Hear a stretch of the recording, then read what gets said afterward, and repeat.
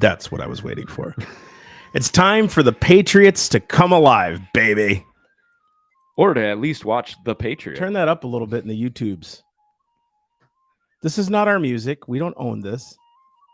But ladies and gentlemen, we give credit. We're going to talk about the Constitution today. We're the talking Second Amendment, baby. Second Amendment. We're talking about the Patriots. We're talking about the militias. That's right. Can we own guns, cannons, and all that stuff? Did Americans actually own those things, right? Yeah. Could Americans actually own artillery, right? Right. Because you hear the left, the progressive left especially, talk about how, you know, back in the day they couldn't own these things. Proven false time and time again.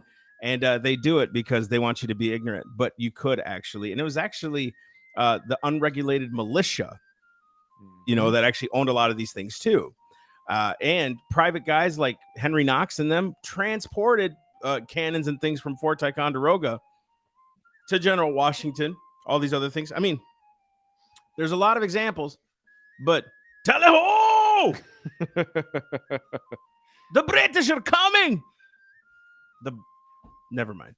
You know, sound the alarms. Yeah. Sound the alarms, baby, because you know what? They're coming after the guns, but they cannot win.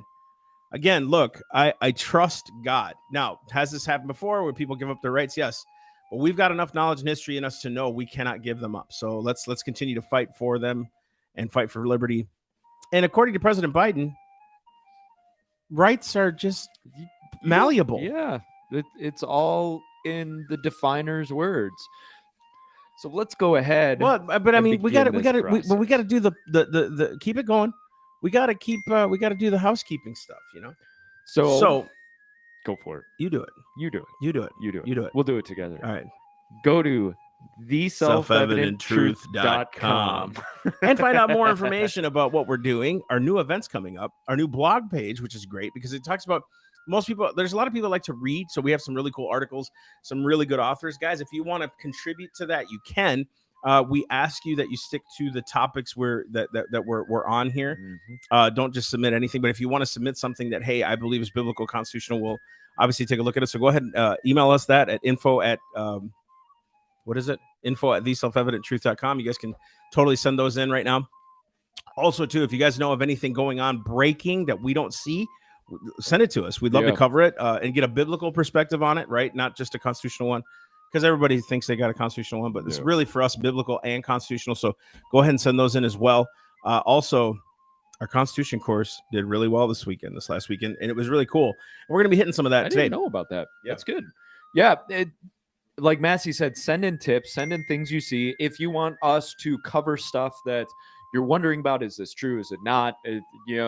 All kinds of stuff gets splashed all over Facebook and social media of like this and this and this, and makes a conclusion. And so where we can answer it, we will do our best, but send that stuff in. You see something, we can't see all of it, get it to us.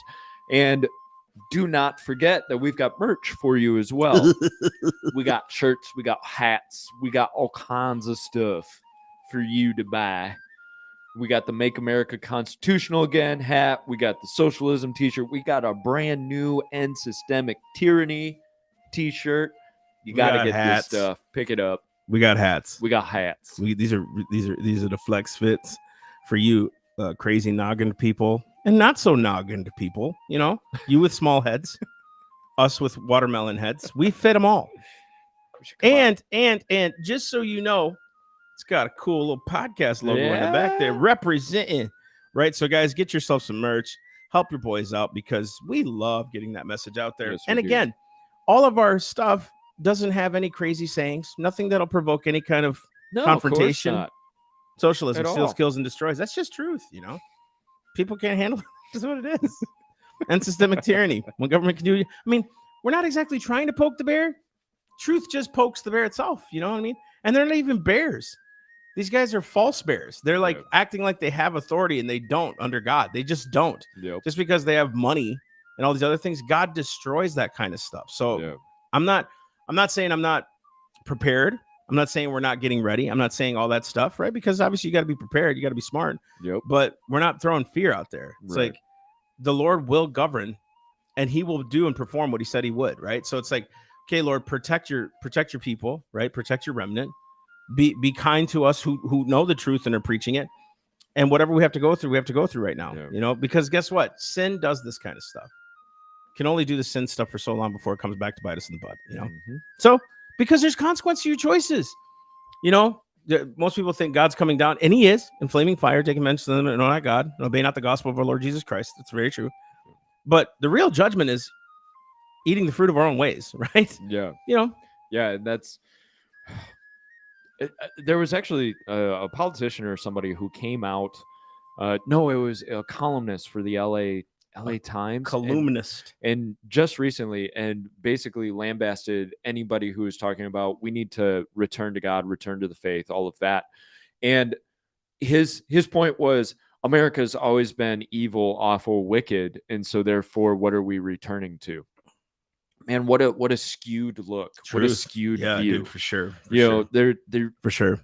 Sin always happens. Did you just take the music off? No, I mean, I'm good. I just wanted to know why you did that. You know what I mean? It's all good. It's all good. Guys, this is take aim. Make ready. Fire. We could just play this for the podcast. I mean, dude, I love this stuff. Come on, you guys. Listen to Tell me you're not like, who needs us? Give me a musket. give me a musket to go fight the F-15s and the F-16s and all that stuff, right? Like, give me a musket to go fight helicopters with armor and tanks. Muskets, because that's what the founder said. Muskets. This is all you deserve. Muskets. You deserve a gun. And this is all you can handle, you people. This is all you can handle. And they're saying revolvers. You can't even handle that. No. We got to limit what you can handle. That's what I'm saying. You can handle revolvers with 6-shooters, those kinds of things. But you cannot handle a magazine that's huge. Yeah. Right? You can have a gun that can blow a hole, blow somebody's arm off, but a gun that'll do not much damage. Wow. Yeah. Better not have that 22 with a 17-round magazine. Because can't have that. Because most Americans are thinking, right? Like, if I have something with 100 rounds, what they're saying, right? 100-round capacity magazines. You don't need that. I don't know a lot of people that carry that anyway. And if you do, praise God, good for you, hey, right? More power to you. But most Americans are thinking, hey, let me go take off the heads of people you know what I mean? Yeah. It's the sickos, right? And it's crazy because what we're talking about today is the idiocy, I think, of this progressive thinking, but also too the deception of the progressive thinking, the deception of sin, how this happens. And this is the only industry right now where they're blaming the thing instead of the person, right? Yep. And Biden came out and said the only industry that can't be sued is the gun industry. It's crap. Neither can the vaccine industry, right? The vaccine industry is untouchable right now. Yeah. So it's like all those things and more, Let's talk about it. So let's get into it. Go ahead and pull the music down because it's distracting me. Let's get into so I've got to introduce what happened last night, but then we're going to go to a clip that's a little bit older in this whole conversation. So last night, Biden gave a speech. Now, this speech comes as the House Judiciary Committee is considering 8 pieces of gun control legislation. Some of these pieces of legislation would raise age limits from 18 to 21 to purchase a semi-automatic rifle, illegal to transfer or possess a large capacity magazine, which the sleight of hand on this is it's not just 100-round drums. They're talking like 17-round, which would make the magazines for a lot of semi-automatic handguns illegal. New requirements for firearm storage, a ban on bump stocks and gun attachments that make rapid fire easier, and apply current firearms regulations on ghost guns, among other legislations. Biden called for banning semi-automatic long guns, which, if you remember, we had the whole assault weapons ban in 1994 that lasted for 10 years. And Democrats quickly credit that with reducing firearm crime. The problem is that crime started going down before 1994, and it was going down around the world. There was a whole world reduction in violent crime. So we cannot attribute the reduction in crime to that 1994 ban. But even then, like bans, all that does is it scares people momentarily, Yeah. and those who get a bug up their butt will still do it. And it's we've all kind of heard the arguments, right? That if you ban weapons, it'll stop and reduce violence. It didn't stop. It didn't do that with the drug war. Mm-hmm. It didn't do that with abortions. You know what I mean? Like The war on poverty. right. The war on poverty, right? It's and all these other things that we say if we ban it, look at prohibition. If we ban it, it's going to stop it entirely. No, it created a whole other industry, a dark industry, right? And now to the point where we had to undo prohibition, right? We had to release laws on marijuana because it was so exclusive underground anyway. Very good point. Right. So what's going to happen with guns eventually? Yeah. Well, we might as well bring it back because then we can make money off taxes. This is really and we can regulate it. It's control, always control. You know what I mean? And so be careful of the arguments you get pulled into because guess what? They're going to die. They're going to die in their argument. The people who are against it, who are against guns. But you also want to win them. So be careful that you're not pulled into an emotional because you got to just think rationally, right? They're going to die in their argument. I'm saying die on their hill, like of the argument, not die. Just throwing that out there before the liberals say he said we're gonna die. Like it's like, and I think be careful not to mischaracterize the person on the other side of the argument. There are definitely politicians and leaders and people who want to remove weapons because they know it will consolidate power. There are plenty of people, though, who are making the argument because they really do believe that reducing the availability of guns will stop these school shootings and these mass shootings. So don't automatically tar and feather the other side, the person you're having a discussion with. Do not tar and feather them as a tyrant. Understand that more than likely both of you want the same conclusion. You're just getting at it from different points of view. Yeah, one really seriously thinks that too much freedom in the hands of man will hurt man. Yeah. Which there's a quote that I read last night, and I'll pull it up real fast. Liberty may be endangered by abuses of liberty itself, as well as abuses of power. So too much liberty, right, without a check and saying we have rights amongst each other, and my liberty stops where your liberty begins, basically, right, where you have the rights of man. That's where my liberty stops, right? And anybody should know that. You know, it's almost like morality, common morality should teach you that, right? So when you're talking to people, they're coming at it from their angle, their perspective, how they've been either indoctrinated to it or they've come to this thoughtful conclusion on their own, right? We know nefariously governments do this to abdicate or to get rid of our authority and put it on them, right? It always happens this way. And the way that they do it is using things and sayings that barely can be refuted. Like, you know, back in the day, many of the colonists didn't own cannons. That's a true statement. That doesn't mean they couldn't. It just means they didn't need to. You know what I mean? A lot of farmers at that time, because we didn't have a currency or I should say a formidable government where we could fund these types of things, the states had to do it. There wasn't a lot of money for uniforms, for musket powder, you know, and wadding and all these other things. So the farmers had to do with what they had, right? That's just common sense. But they also didn't have the oppressions, right? Oh, I'm sorry, forgive me. They did have the oppressions that we're seeing today, but they didn't. They didn't have the means for those resources, right? Now we do. Yeah. You know, here's a great example too. Obviously, it can't fire, but how come Arnold Schwarzenegger can buy the cannon or the tank that he once rode in when he was in the military in Austria? Yeah. He had it imported. How come the rich fellas can do it and we can't? Yep. Who's regulating that? Oh, it's disarmed. It's a tank, right? The fact that this rich dude owns a tank, right? Because he plays into your games, he can do it, but the rest of us can't. By the way, you're depending on the criminal's mindset to obey your laws. Just think about that for a minute. You're depending on a twisted person's morality to obey your laws. Think about that for a minute. Yeah. You're depending on someone who's going to break the law to all of a sudden, poof, it's illegal. Oh, I guess I better not shoot up that school. And there, yeah, and that goes solely to the criminal or the twisted mindset, because there's an automatic assumption that the person who is law abiding is going to follow those new regulations or laws, or right, stand against them if it's tyrannical, like the law abider. But what I mean is, in their mind, yeah, you and I will obviously follow those new regulations and laws or blah, blah, blah. They have that expectation. But then they're trying to make that leap that, oh, that kid who was going to shoot up that school with these new laws and regulations he'll give up. Yeah, like He'll still have it in his heart, but he'll give up. Well, I can't buy it because I'm not 21, so well, I guess I'll go play video games now. And really where this all started, and we've preached on this a couple times before, where this all started was when we started to legislate what sin should be, what's acceptable sin and what's not acceptable sin. We started to say, well, being homosexual is normal and we shouldn't speak against it, which, by the way, just think about this for a second as well.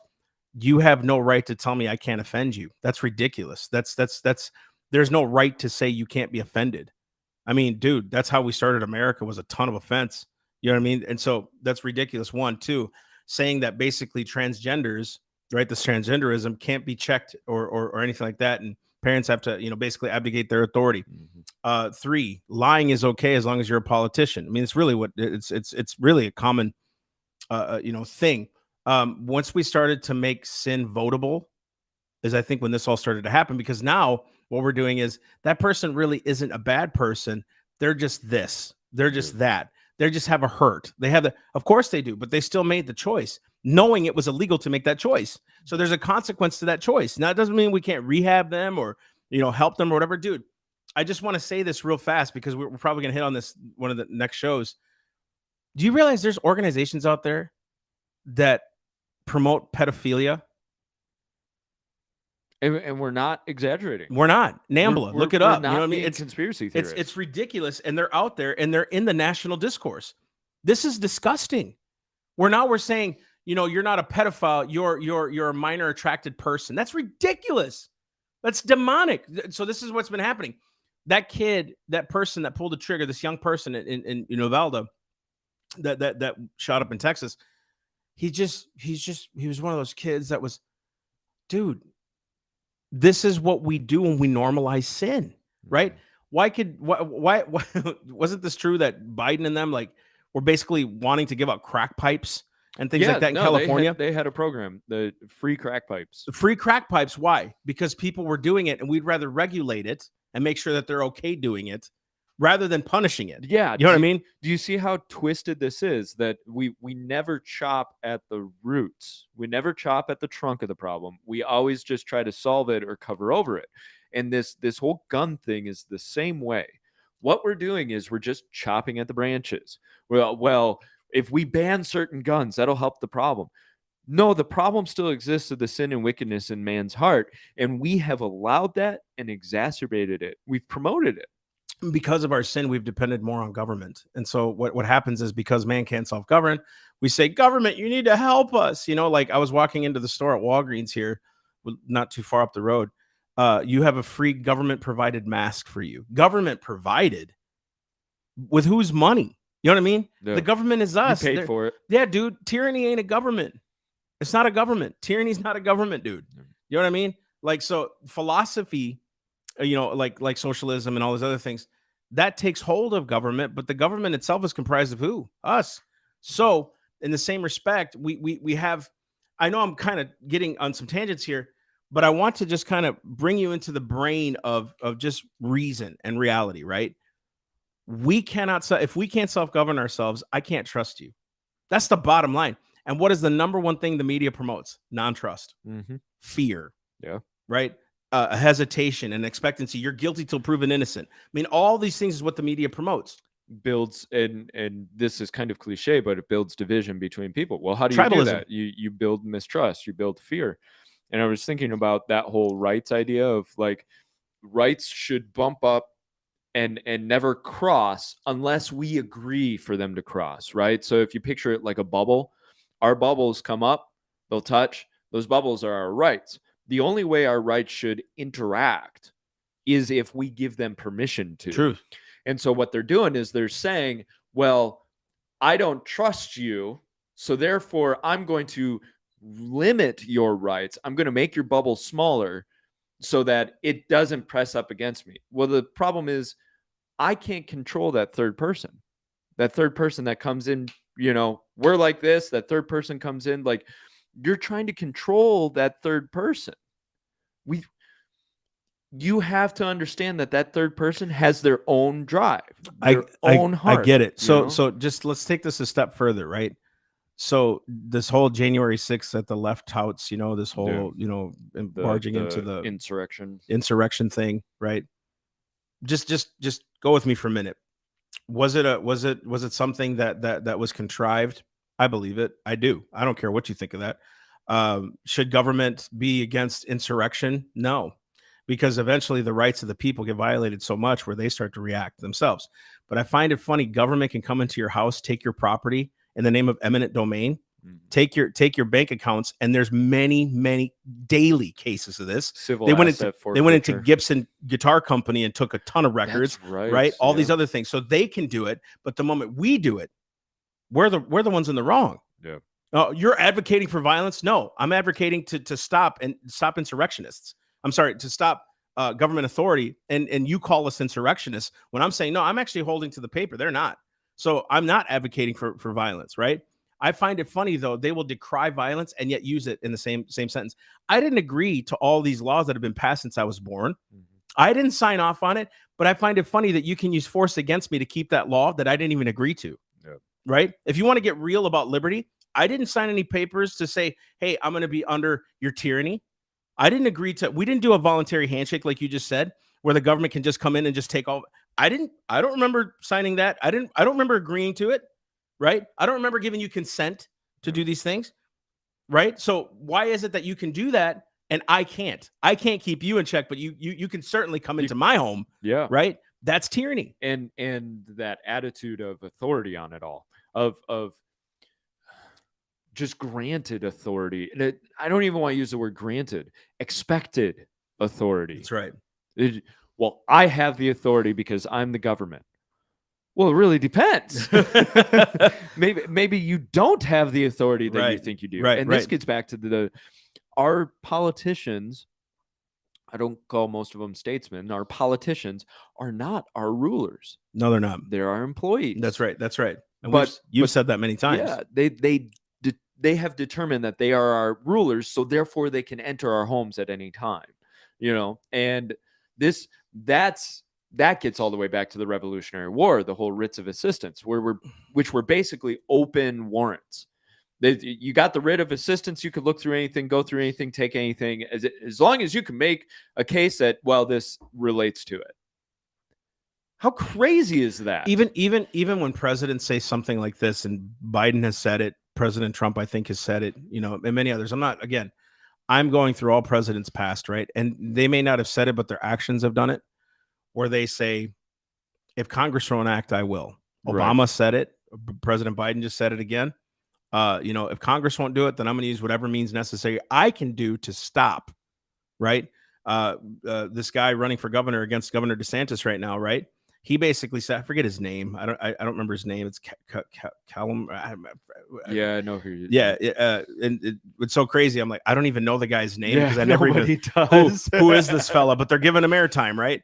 But he basically said, yeah, I'll ban assault weapons by executive order. Did you read Florida's Constitution? You know what I mean? The Bill of Rights of the Floridians of this state. What gave you the authority that you could do that? Even if it's DeSantis, what gave him the authority to just write executive orders at will? You know what I mean? Just all that stuff. I don't care who's in office. I want you to obey that paper.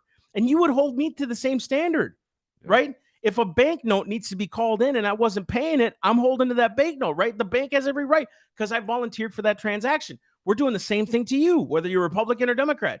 It doesn't matter to us. We're talking about constitutional authority here, which that's the supreme law of the land. We all know that.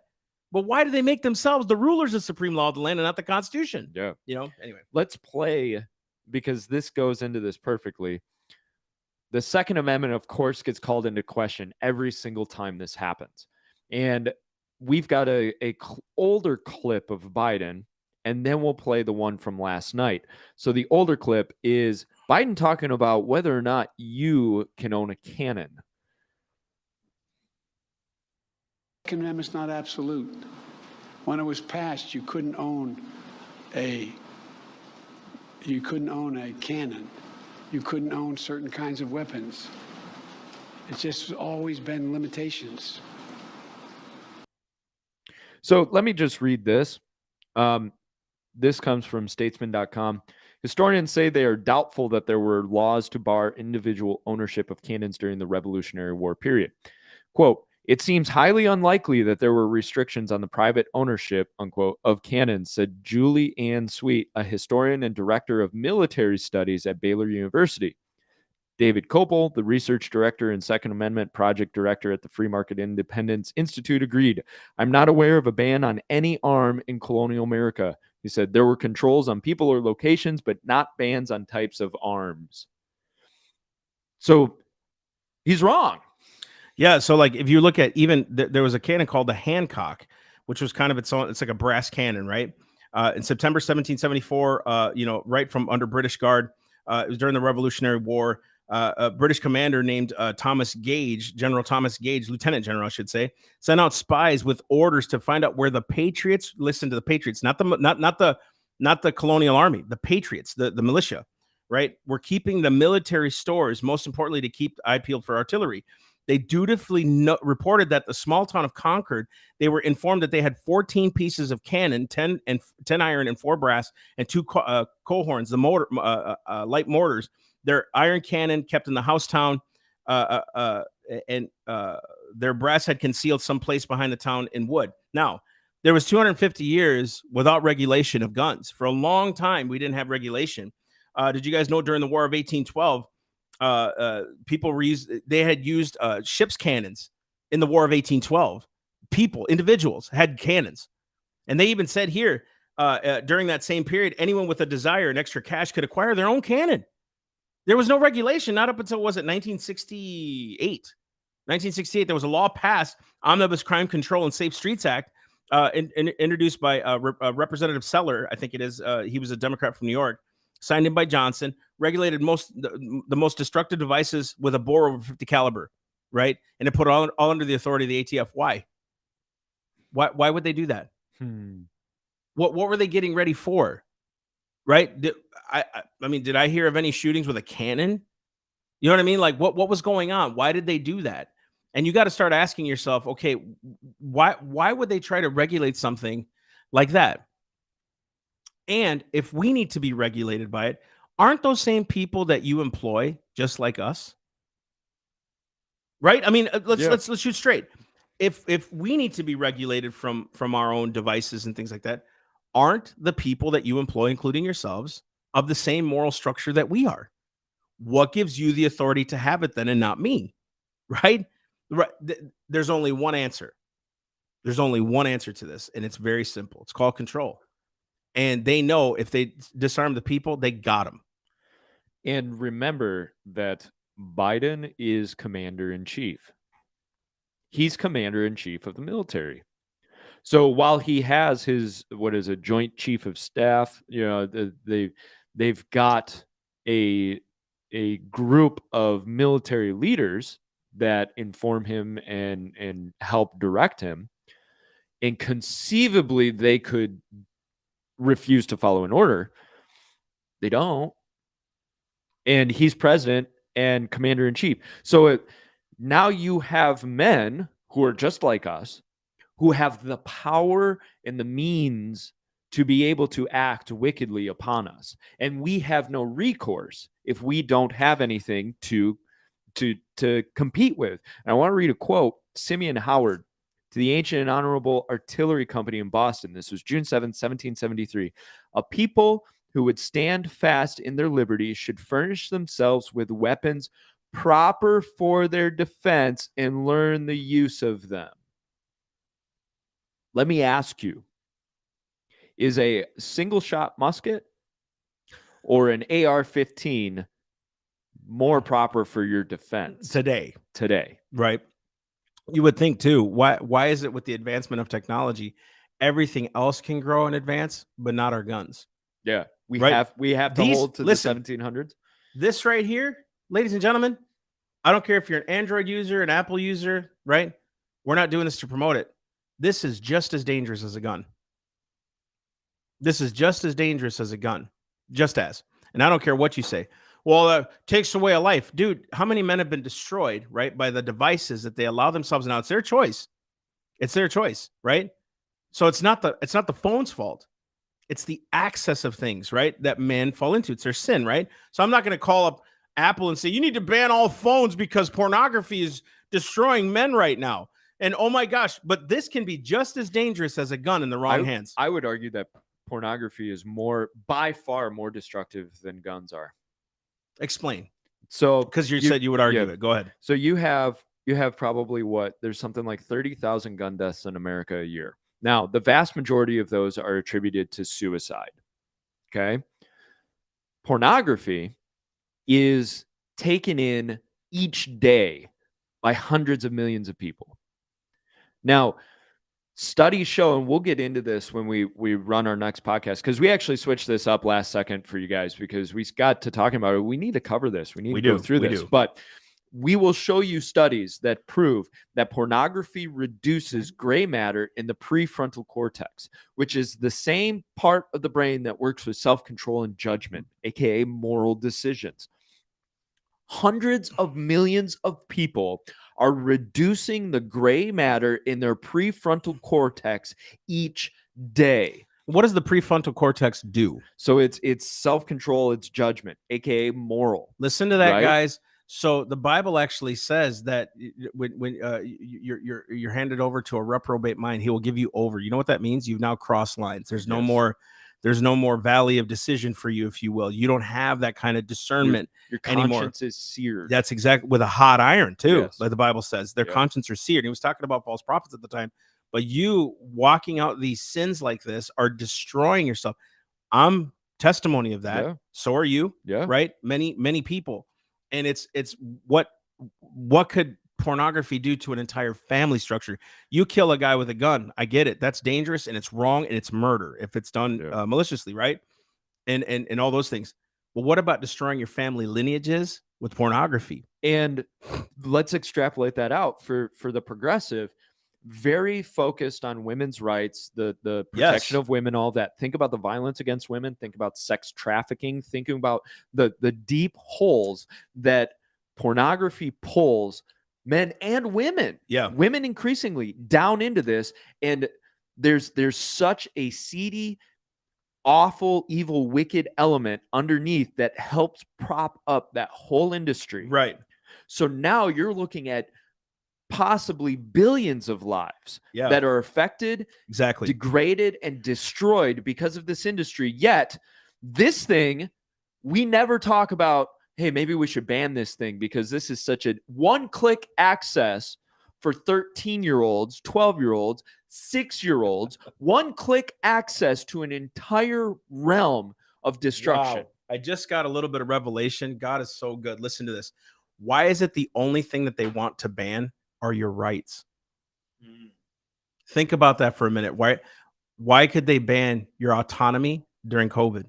They wanted to ban free speech recently here with these hate crimes. Right. They want to ban your free speech because you can't offend people. So when you're on campus, right, again, free speech is under attack. They're trying to reduce the press. So like guys like us, we can get throttled by a Facebook and a YouTube, and they'll say, well, that's private companies.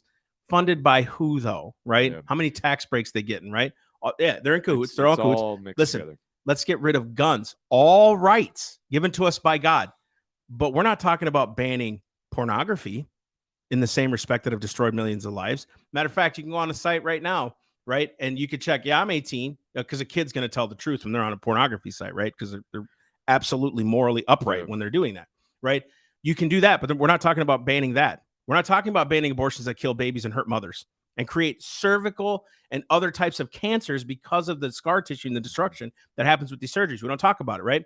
Or we're not talking about banning cars. We're not talking about banning airports or it's funny. You had to stand 6 feet apart, but you could be in an airport transmitting COVID, right? So we're not going to ban airports for all the people that it drew in, right? But we'll ban your industry, which is a right given to us by God, a pursuit of happiness and property, right? We'll ban things like your housing projects and things like that by regulation. Everything that's being banned is our rights. Notice, pornography is a privilege. You can do it. It's a privilege. Yeah. You can just do it at will. You can do whatever you want, right? Education. Nobody's banning education. They're just regulating it. You see what I'm saying? Yeah. They're only going after our rights. Yep. They go after the rights, and they promote, endorse, and protect the vices. And I know I've talked about that before. In the Soviet Union, under the crush of communism, the vices were really allowed and upheld. The people in the gulags that were kind of the highest of the pecking order were the thieves and the prostitutes. Why? Because they were controllable. They were, no more discernment. Yeah. They weren't a threat to the system. Yeah, dude. Your rights are a threat to the system because what does the system want? It wants control. Yeah, and we got to save a lot of the stuff for Yeah. the next podcast, but we're going with the line here, right? Yeah. What did he just say? We just played the clip. You know, President Biden basically saying that the Second Amendment is not absolute, Yeah. and all those things, because it's not a Second Amendment right. It's a right given to us by God, right? Now, you want to amend the Constitution? Look at the Constitution. So we were talking to this. If you haven't watched the interview yet on Monday, it's going to come up. Yep. With this gentleman who thinks a lot like us. His name is Mark Burrell. And but I want you guys to pay attention to this too. Governments are fixated, right, on control. That's what they do. Our Constitution, though, was written against the federal government. Why is it that their amendments now are against the American people and not themselves? Yes. That should make you question everything. And they're wily about the argument. Elijah, I want you to play the next clip of Biden. Notice the nuance in what he's saying, and we'll get back to what Massey has just said. I respect the culture and the tradition and the concerns of lawful gun owners. At the same time, the Second Amendment, like all other rights, is not absolute. It was Justice Scalia who wrote, and I quote, "Like most rights, the rights granted by the Second Amendment are not unlimited. Not unlimited. It never has been." I don't care what Justice Scalia wrote. I don't either. When did they become the arbiters of the finality of law? And trotting out Scalia because he thinks that'll help his argument. Right, because he was conservative, right? Right. And this gets back into what you were just talking about of they will do everything they can to determine where your rights end. And isn't it funny that line always creeps forward? At first, back in 1968, it was anything over what, 50 mil or whatever, you know, the big bore. Well, of course, nobody argues with like the citizen shouldn't own a cannon or a howitzer. So let's just go ahead and scrap that. You know why? Because most Americans are saying, I don't want one. You know, they're not. Now, some of us are like, yeah, that'd be sweet to own a can. 50 cal, that'd be sweet. And that you notice that line keeps going and going and going. So they'll make the argument that, well, obviously rights, they deserve some type of restriction. Yet that restriction always becomes more and more and more. There was a time when everybody said, well, it's only fully automatic, Tommy guns. Let's just get rid of that.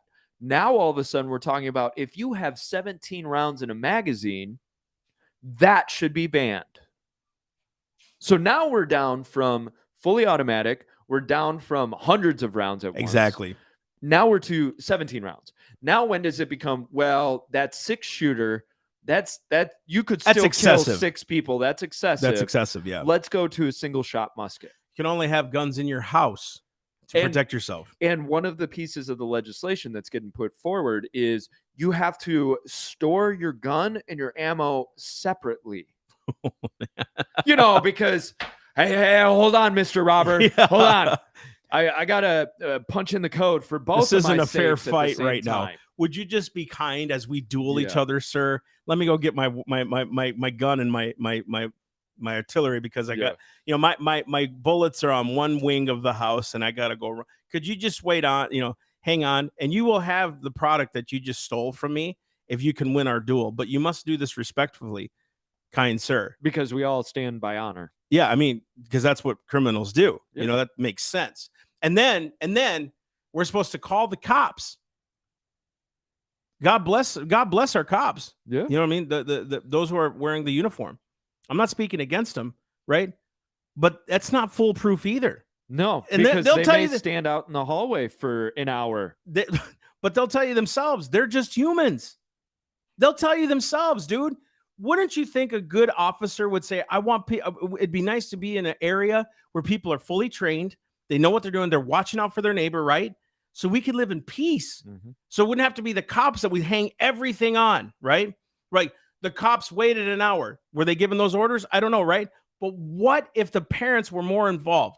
What if the teachers were armed? What if we had, you know what I mean? What if it wasn't always hanging on the cops? And the worst part was the cops were keeping parents from going in there, armed parents. They were restricting parents from going in. They tried to hold back the border patrol that were trying to go in. Okay, so you're standing out in the hallway. You're not going into that room. You're waiting around, but now you're restricting anybody else from going in there, and all in the means of safety. There have been, and I'm not speaking against police overall. I think it's a very useful function. I appreciate sacrifice, but what I don't like is this idea of, I'll say that I'll sacrifice myself for your protection and your safety, but at the same time, I'm going to tell you, well, I can't guarantee your safety. At the same time, telling me I'm not allowed to defend myself. Something has to give. I don't mind if you're not willing to give your life for me, but you better let me have the means to be able to defend and protect myself. If you're not going to do it and you're not going to guarantee it, I'll do it. I'll do it.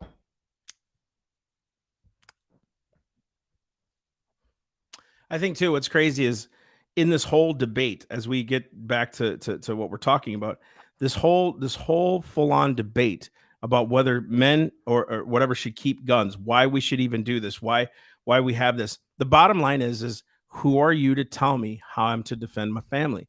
Now, there's a bunch of idiots out there that drive drunk. And yes, they're idiots because you know what can happen and you choose to do that. I don't care. Like, this is where we got to start really drawing the line here. And I mean idiot in the definition sense. Mm-hmm. You really do not think at that point that you can go out there and drink and drive and be crazy like that and put people at risk. But we don't ban cars because men drive drunk. In the same respect, why ban a gun? This is people like, good question, right? Remember that black dude in Wisconsin that ran into a parade? The parade. What happened to him? Where was the trial for that? Did anybody see? We were talking about Amber Heard and what's his face, right? And all of a sudden, Johnny Depp has now become the savior of the man, right? Like, this guy was morally upright or something like that. A victory for men. I've seen it all over the place, right? Yeah, it's like tribalism. No, like, so he won a court case. Guys, if you can't see the distraction in this, right? But let's go back to that. What happened to that dude? He used a car, hurt a lot of people, killed a few. Was there a call to ban that specific car that he drove? Right? No. Why? Because transportation makes money, right? So does the gun industry. And the more they regulate it, the more money they make. This is what they want. They want to be regulative, right? And control. The more we can control, I'm telling you, they always go after your rights. Why? And church, I'm just going to be blunt here, right?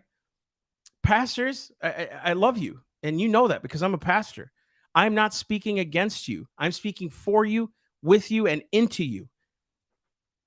There's a point to where you have to say to yourself, I should be ashamed of myself for not telling my people to be prepared and ready and to be armed. You should be ashamed. Here's why. Because you are the defenders of the flock. And the moment government started to come into churches back in 200 some odd years ago, the pastors really did stand up. It was the clergy. The founders talked about that a lot. If we're not offering these things to the people, common sense rights that are in America to protect our churches, then what are we doing? Right? Oh, God can defend me. That's cool. He can. Yeah, and he's faithful to do it. And I've heard of many instances where the providence of God has totally protected man, right? But the children of Israel were armed. They protected themselves. Yeah, Jesus's disciples were armed. Yeah. Right? Why? Because there's some bad people out there. Why couldn't God have protected Jesus's disciples? Well, why was Peter carrying a sword?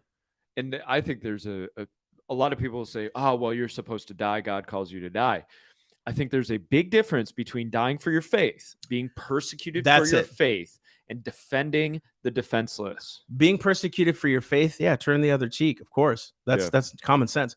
But someone wants to break into my house, hurt my family, take my stuff that God has entrusted me with. I'm sorry. No, that's not being persecuted for your faith. You're just being stupid. And let's be blunt about this. Are you more righteous by walking past somebody who's being violently raped? That's just God's will. That's just God's will. It was meant to happen. He saw it. He predestined that. I've got to. I mean, come on. I can't inflict violence. We've got to understand there's a hierarchy of Okay. action, right? Gosh. No. Hear this. Christ pointed out the fact that there's a hierarchy of action in morality, because when he's told, or when he tells the Pharisees, well, didn't David break the law by eating the showbread? What was Christ saying? The Pharisees were saying, your disciples are picking grain as they're walking through the field, and so they're breaking the law. And Christ said, didn't David break the law by eating the showbread? What he's pointing out is there is a structure and a hierarchy to morality, right? And it's incumbent upon you to follow the Holy Spirit to understand how that structure works. Right. Because you can't just black and white write out, well, this one trumps this one in case of this situation, and this one trumps it. Christ was pointing that out all through his ministry.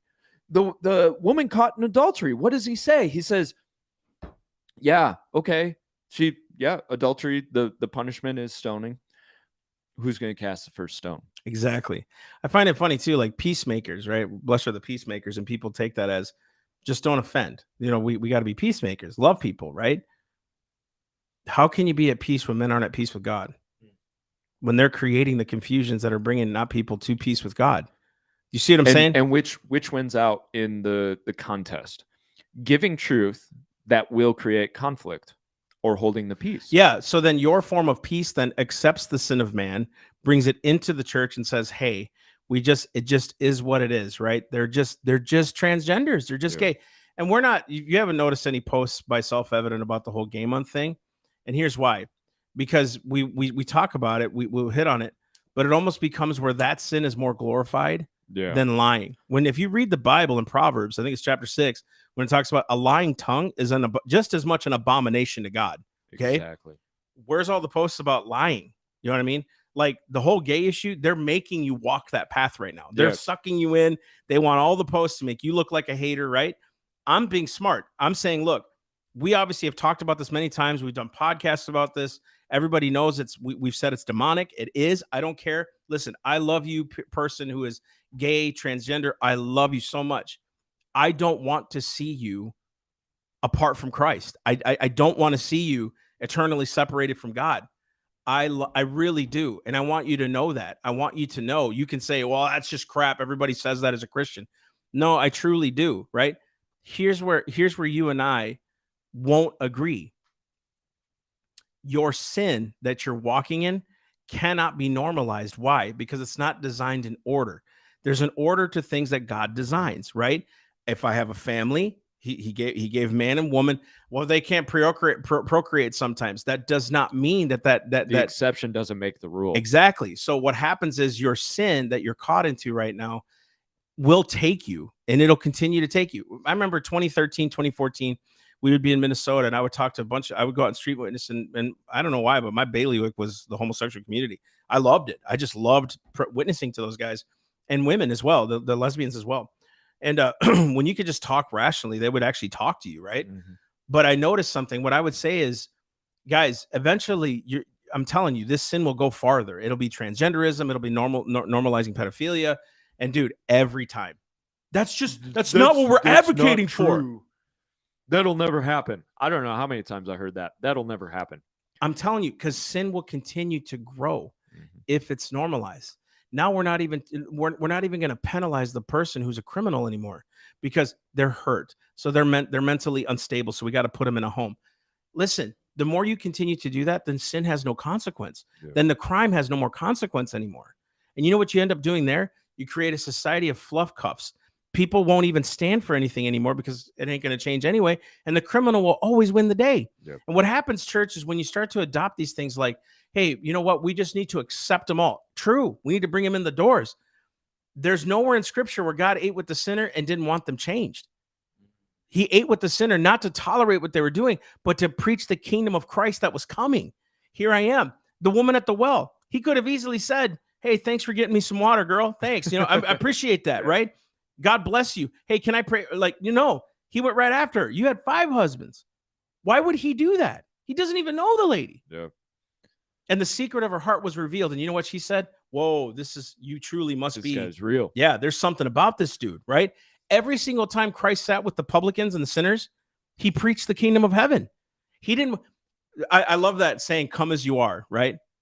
But I think we should add to that. Leave as you're changed. Yeah, absolutely. You know what I mean? And come as you are, leave as you're changed. And we got to wrap this up. But sorry, no, you're good.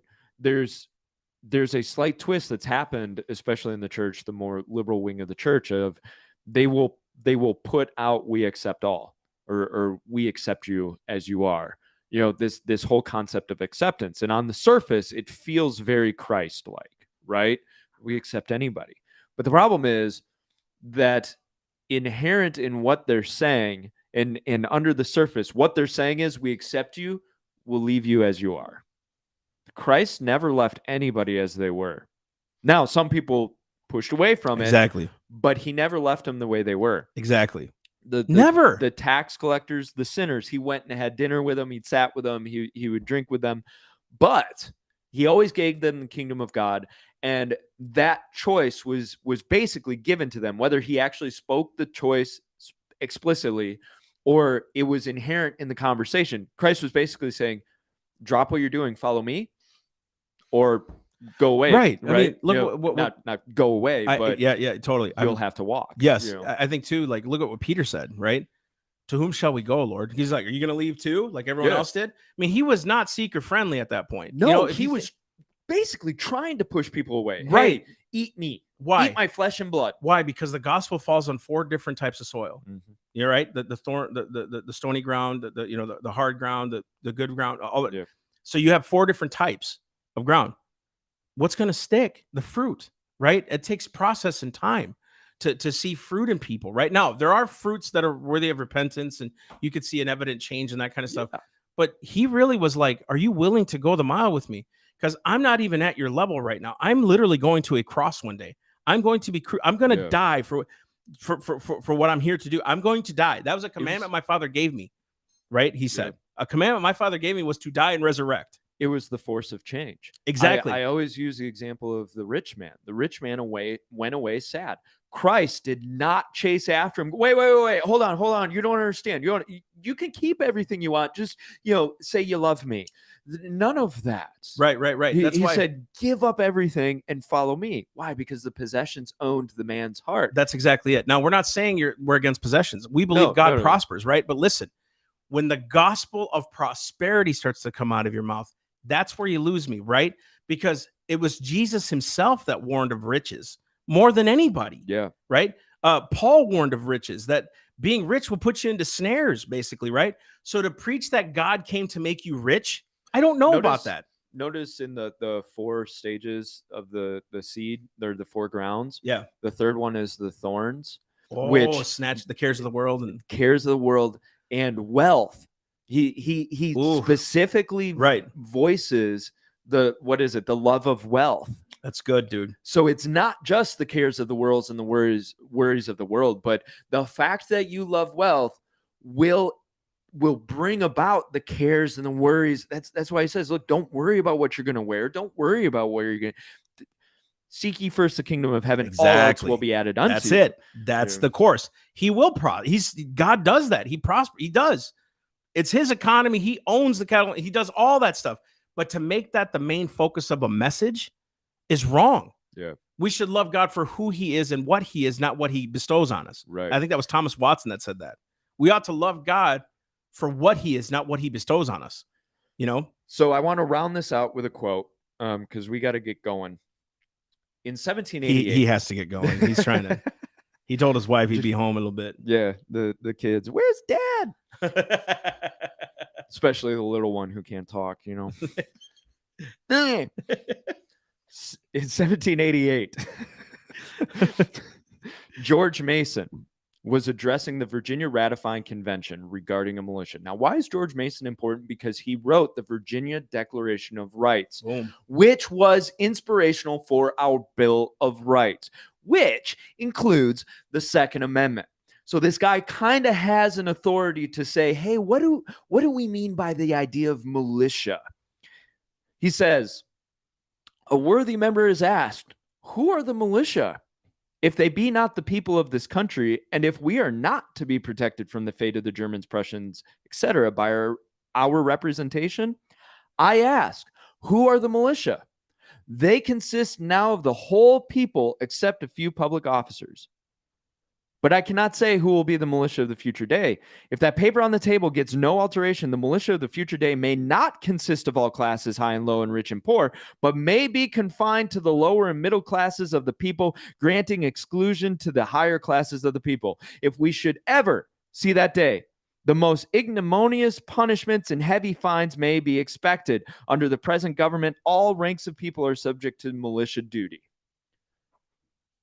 Who serves in the military these days? Guess who runs the military? The whole argument, right? The whole argument about a standing army, which they had, was what happens when you have a standing army? All of a sudden, the states don't have military power. 1780, James Wilson once said, to understand the interpretation of a statute, it's just discover the meaning of those who made it. Mm-hmm. This is why we go back to these documents. This is why we keep it constitutional.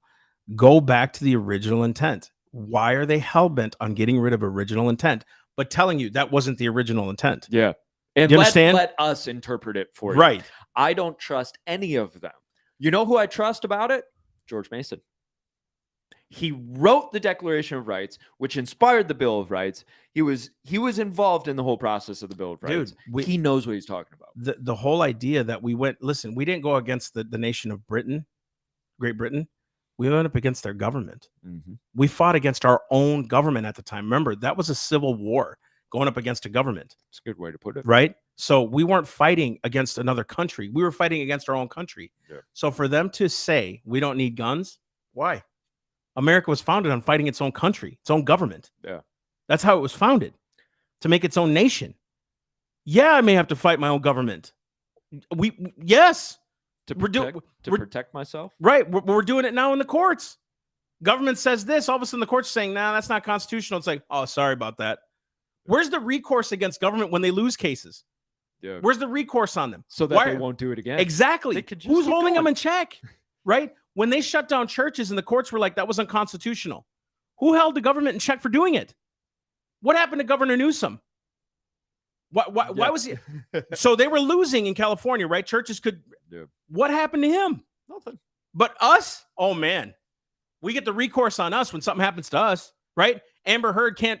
I found out the verdict. I didn't watch any of this, but the verdict came out yesterday, and I was like, what was the verdict? She has to pay $15 million and can't declare bankruptcy and has to pay that 15. She got to figure out a way to pay $15 million. What happened to Newsom? What happened to the governor of New York? He got removed because of sexual allegations, but look, what about all those people that died in hospitals? What about all the churches they shut down? What about all these kids that got sick and died because of the hospital? What happened to that? Nothing. But the people, oh my gosh, we better bring heavy penalties on them. Don't regulate government, for crying out loud. And if you're friends of the government, you look at the banks that helped the whole crash. They had to pay some fines. I never saw any of that money. Exactly. Guess what that money went to? Government coffers, special interest groups. Exactly. Never went back to the 100%. So, guys, we hope you appreciated this. We hope you got some information out of this. You got some passion out of this. Be sure to subscribe, like, comment, send in tips to us. Anything you see you want us to cover, you want us to check out, we'll do it for you. Thank you so much. Man, we will see you guys next time. We love you. All right? We love you guys.